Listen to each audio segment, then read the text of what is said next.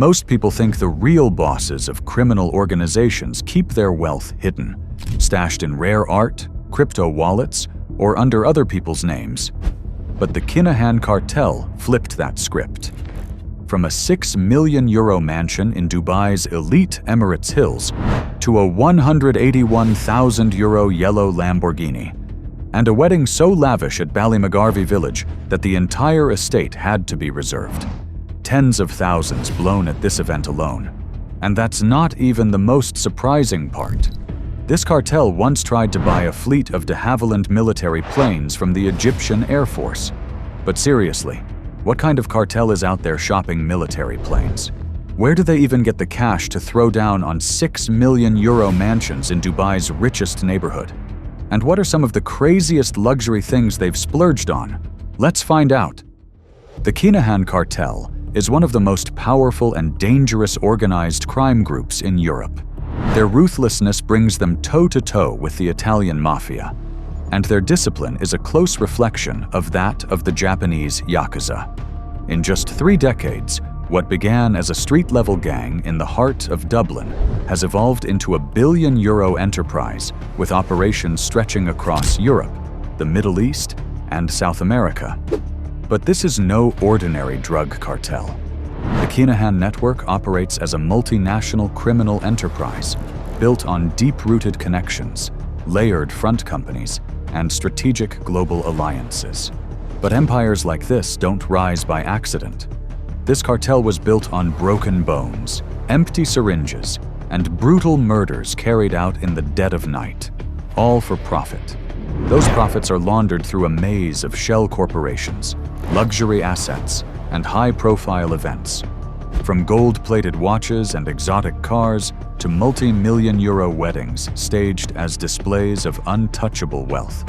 Before you can grasp the true extent of this cartel's power and the reason for its extravagant displays, let's rewind to its humble beginnings in Dublin.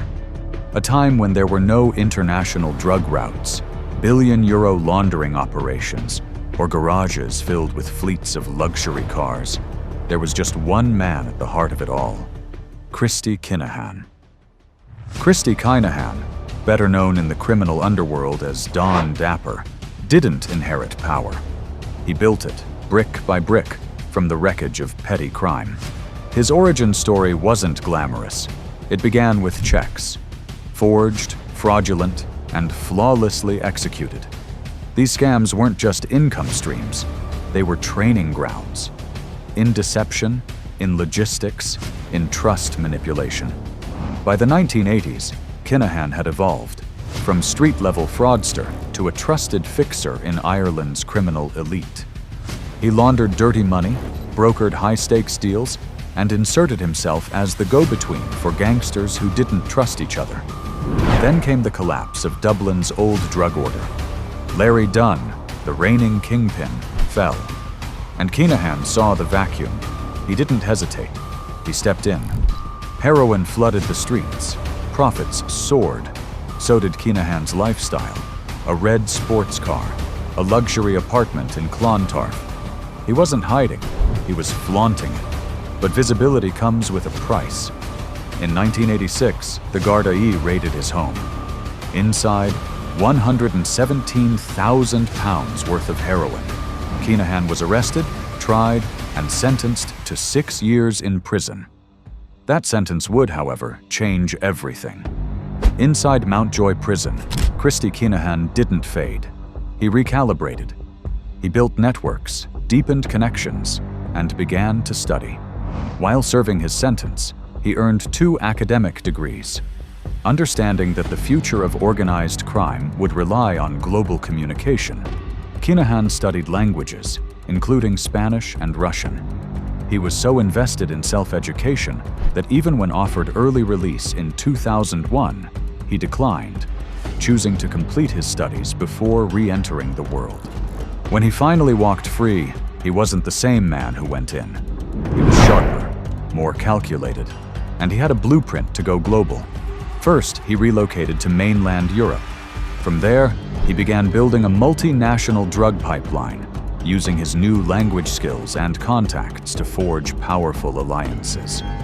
He set up routes for Mexican and Colombian cartels, tapped into the Russian mafia, and strategically positioned himself in southern Spain, just a stone's throw from the lucrative European wholesale cocaine market. With his relocation, Marbella wasn't just a luxurious hideout. It was a command center, a gateway to ports, a playground for criminals, and the beating heart of the Kinahan Cartel's billion-euro operation. By the early 2000s, the Kinahan name was no longer confined to Irish police files. It had entered the lexicon of international law enforcement. The cartel was built to move with speed, function in silence, and operate beyond borders. And it was only just beginning. But Christy Kinahan wasn't alone in building this empire. There was another key figure that ran the game too, but this time not from the shadows. The face of the Kinahan Cartel. While Christy Don Dapper was locked behind bars, his son, Daniel Kinahan, was watching, learning, and quietly positioning himself to take the empire to new heights. If Christy was the mastermind behind the operation, Daniel would become the face, smooth, charismatic, and ever so elusive. His ability to maneuver in high society circles made him untouchable, evading law enforcement, rival gangs, and even surviving multiple assassination attempts. Those close calls only seemed to sharpen his edge as he blended into the world of the rich and powerful, while controlling a global criminal operation from the shadows. While Christy operated with ruthless precision, Daniel understood the power of image. He didn't just want to run a criminal empire, he wanted to shape how the world saw the Kinahan name. That meant cleaning up their public persona. So in 2012, Daniel did something that would shift the very foundation of the Kinahan Cartel's operations. He founded MTK Global, originally named MGM, with Irish boxer Matthew Macklin in Marbella, Spain. A strategic move that would become the perfect camouflage for his criminal empire. The company rapidly became a powerhouse in boxing, securing high-profile sponsorships, endorsements, and deals with major fighters like Tyson Fury and Darren Till, all of whom had no idea their careers were being influenced by a cartel kingpin. On the surface, MTK Global appeared legitimate, just another boxing management company. But beneath that polished exterior, it served as the perfect front for laundering drug money and expanding the cartel's global reach. Every handshake at a boxing match or sponsorship deal masked the true nature of the operation. Behind the scenes, the Kinahan Cartel didn't just move drugs, it moved entire economies into the shadows. Cocaine, heroin, guns, these weren't side hustles. They were the arteries of a transnational empire. The cartel's power flowed through intricate trade routes stretching from Latin America's jungles to Europe's elite cities, oiled by dirty cash and clean passports. But power alone wasn't the goal. While law enforcement hunted ghosts, the Kinahans played gentlemen.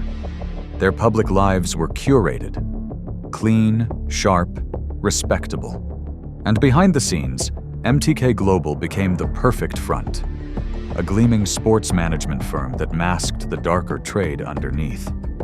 It turned blood money into boardroom wealth. The profits? Washed, dried, hung out in full view. Rolex watches ticked on their wrists.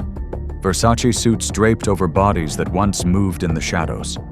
Their homes, sprawling estates in Marbella, Dubai, and Dublin's wealthiest enclaves, weren't just real estate. They were trophies. This wasn't a crime for survival. This was a crime for prestige. But as the money multiplied, so did the appetite. For status, for visibility, for a life that screamed, "We own this." It wasn't enough to dominate the underworld. The Kinahans wanted a seat among kings and billionaires, and they weren't subtle about it. To truly understand how deep their empire ran, you have to look beyond the arrests and drug hauls.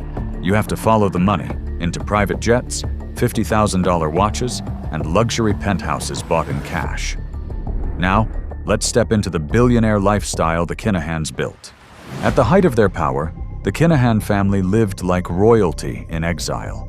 settling into the sun-drenched, skyscraper-lined playground of Dubai. But they weren't hiding. They were thriving. Private jets, presidential suites for closed-door meetings, and portfolios packed with blood-soaked euros. And when they weren't splurging at the Burj, they took up residence in the Iris Blue, a glass-wrapped, 36-story monument that screamed luxury, perched above the glittering Dubai Marina. Their sleek, two-bedroom apartment on the 14th floor offered sweeping views of mega yachts and the shimmering waters, while the skyline shone like a billionaire's fever dream. Their fleet of cars was just as over-the-top. A €180,000 Bentley, a €181,000 yellow Lamborghini, and a Chevrolet Corvette C6. But that wasn't all. There were also two Volkswagen Golf R32s, a BMW 1 Series, and a BMW X5, each gleaming as if just driven off the lot. But the Kinahan wealth didn't just stay within the family. It poured down to their inner circle.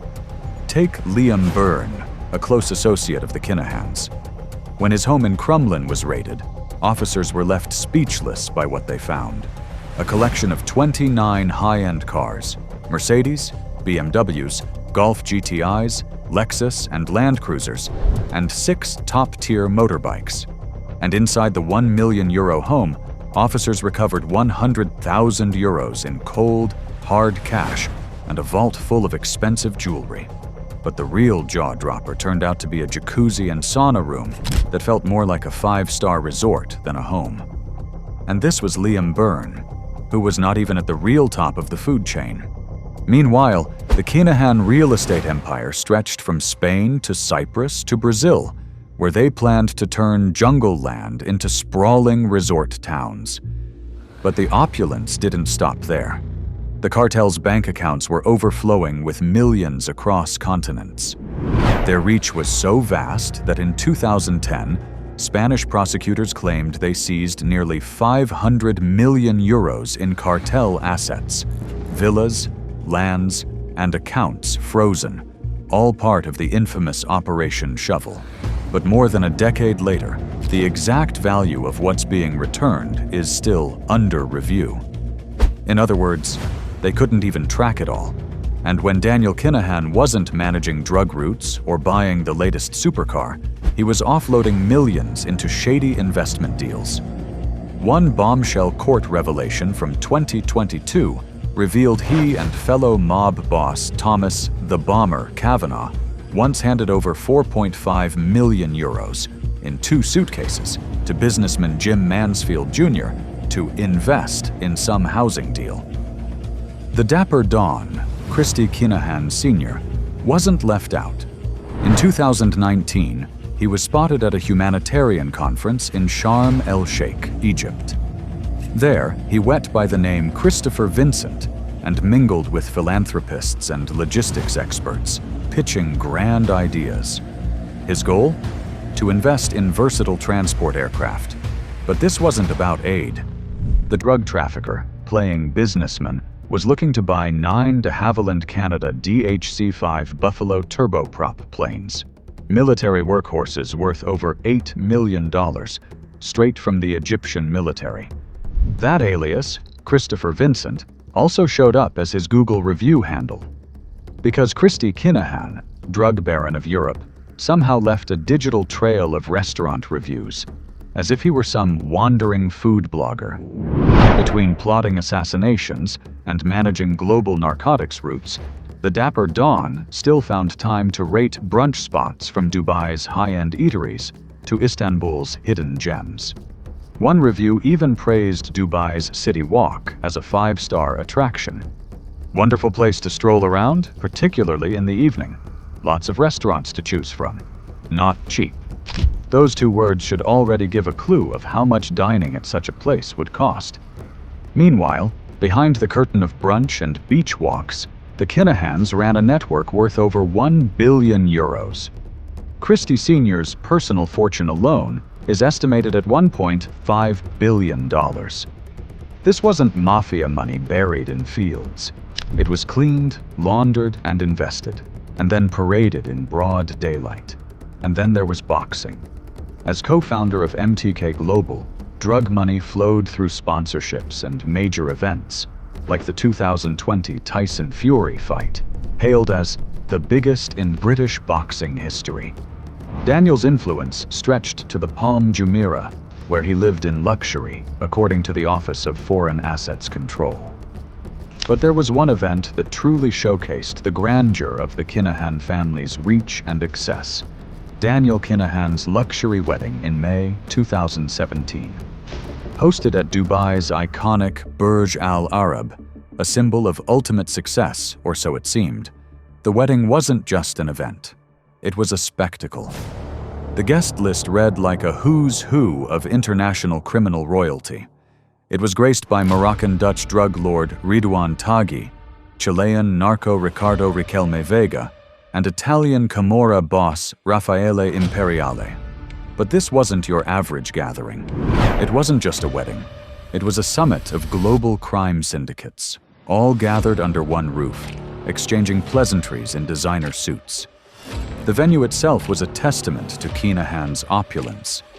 The Burj Al Arab, known for its gold-plated interiors and unrivaled luxury, set the stage for an event that was nothing short of cinematic.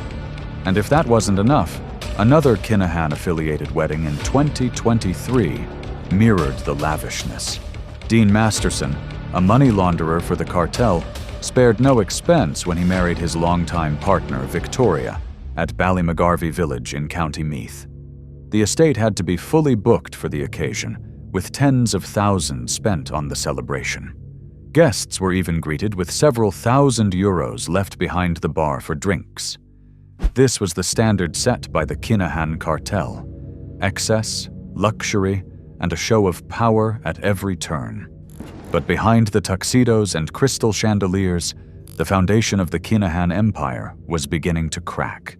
Legal challenges, the crackdown on the Kinahan Cartel. Daniel Kinahan's lavish wedding at the Burj Al Arab took place just a year after a failed assassination attempt on his life. An ambush that not only claimed the life of his close associate, David Byrne, son of Liam Byrne, but also sent shockwaves through the Irish criminal underworld.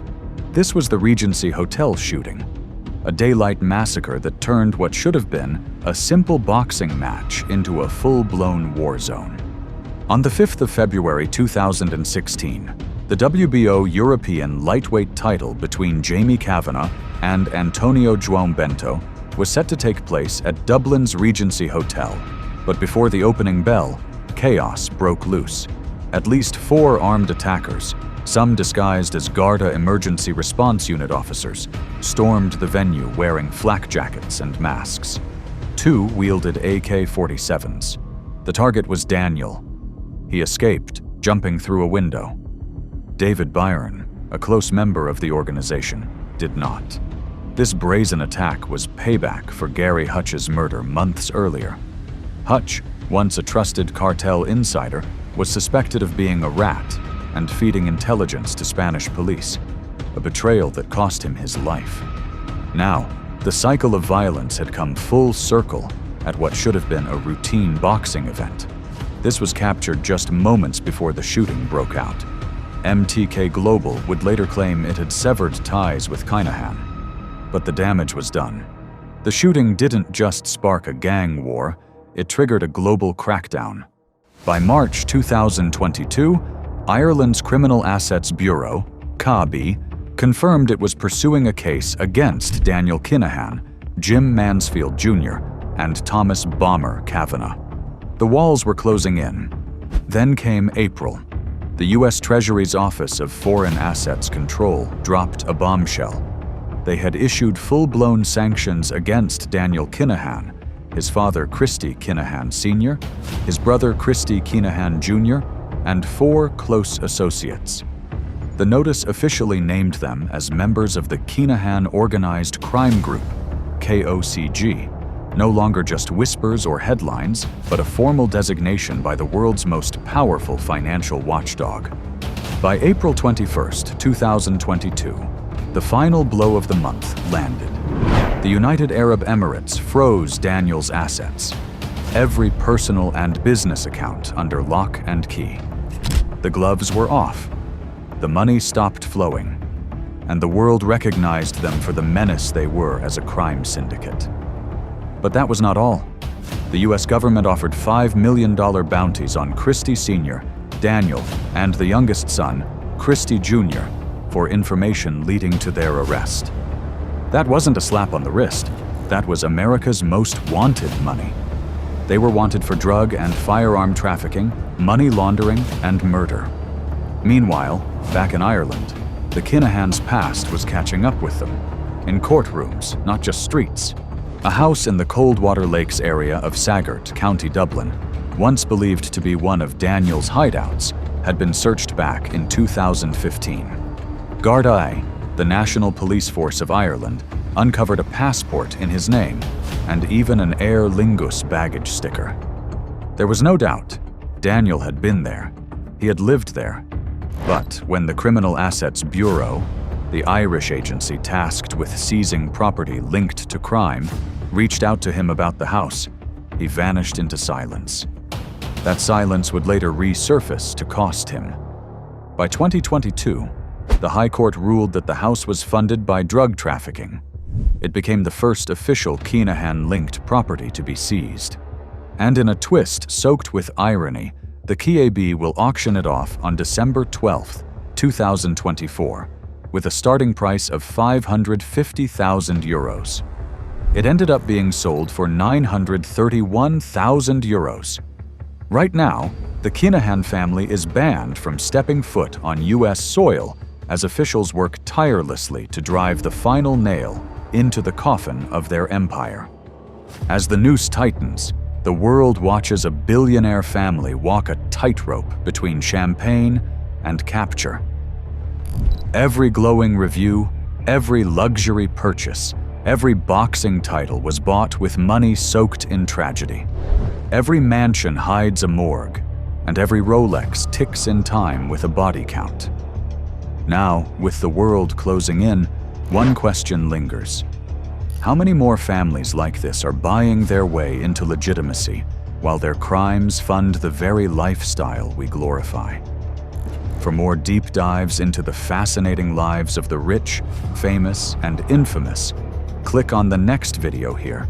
You won't want to miss it. See you on the other one.